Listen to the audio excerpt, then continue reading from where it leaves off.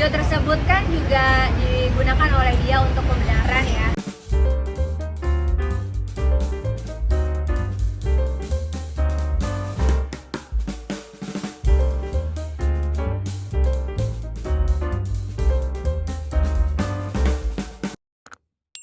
Mau diambil stres karena itu tadi, minimal aku adalah korban gitu. Karena pesannya Almarhum Mama adalah ketika kamu udah benar secara agama, kamu benar secara hukum, maka kamu gak perlu takut gitu. Karena kamu lebih bersyukur kamu menjadi korban daripada kamu menjadi orang yang jahat.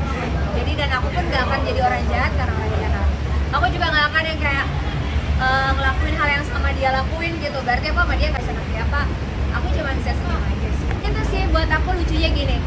Video tersebut kan juga digunakan oleh dia untuk pembenaran ya. Tapi kan tidak menggoyangkan pihak kepolisian untuk menetapkan dia sebagai tersangka. Itu yang buat aku lucu sih. Terus dia memotongnya itu bagian kalimat yang apa ya, memang dibangun. Dengan adanya itu justru bahwa dia sengaja memotong video tersebut dengan tujuan menggiring opini negatif, which is itu masuk di UU ITE yang dia lakukan.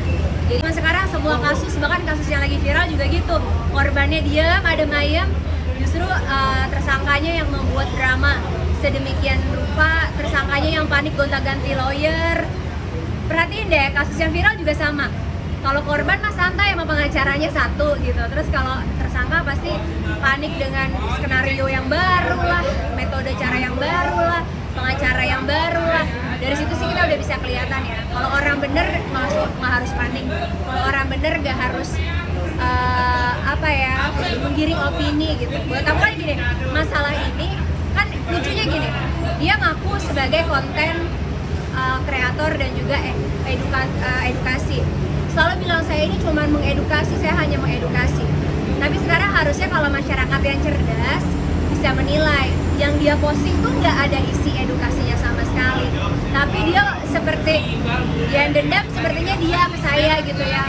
Video-video lama, diedit, dipotong dengan caption yang giring opini gitu. Itu yang buat aku kayak mana ya unsur mengedukasinya gitu. Kok ini malah ngebuat haters, ngebangun haters dan lain sebagainya. Ini kan membangun haters ya, itu karena juga bakal haters dan diserang juga oleh. Gak apa-apa sih, aku bukan udah tidak di titik yang mencari fans, ingin digilain fans, ingin dipuja karena hal yang salah gitu ya. Gak mau sih, dulu aku dipuja, justru pujaan itu ngebuat aku jadi jadi pengen kelihatan seksi, jadi kepengen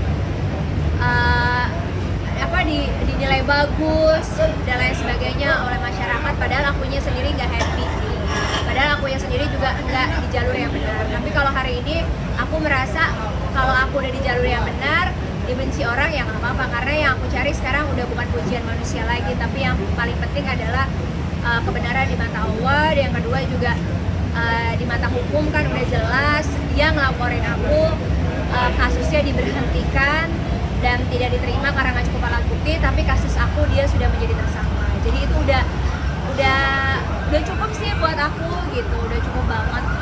Malah nunjukin juga bahwa memang doa aku terkabul gitu. Aku selalu berdoa, ya Allah ini salah nggak ya aku ngelaporin orang, ya Allah ini aku dia orang baik bukan ya, tunjukin ya kalau dia orang baik, tunjukin.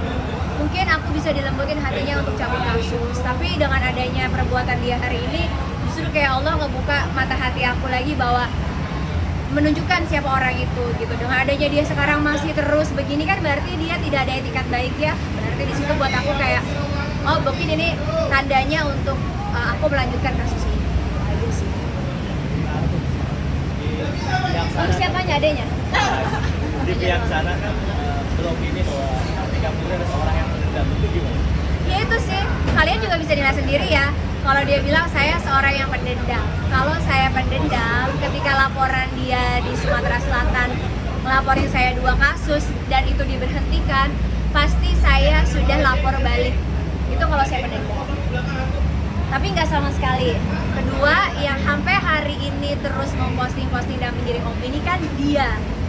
Saya tidak sama sekali. Saya hanya menjawab pernyataan dia press con, itu pun di YouTube saya, hanya untuk meluruskan hal yang sebenar-benarnya.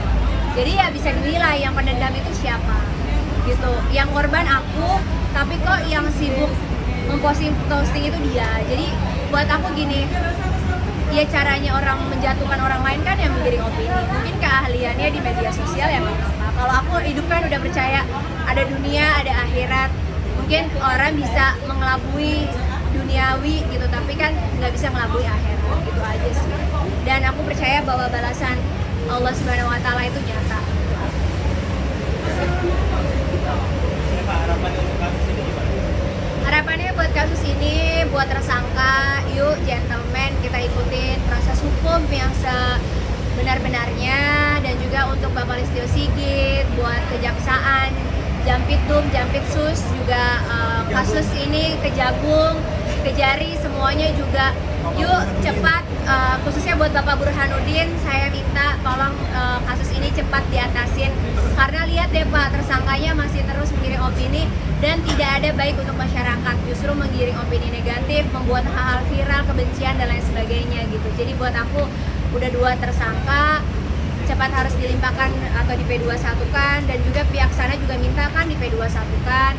Ya biar ada kejelasan sih buat aku, dan juga kan kalau emang dia mau menjadi edukator ya fokus edukasi aja, nggak usah fokus melakukan pembelaan kan nanti di pengadilan. Udah ganti pengacara 3 kali kan harusnya udah matang lah bisa untuk pengadilan. Terima kasih.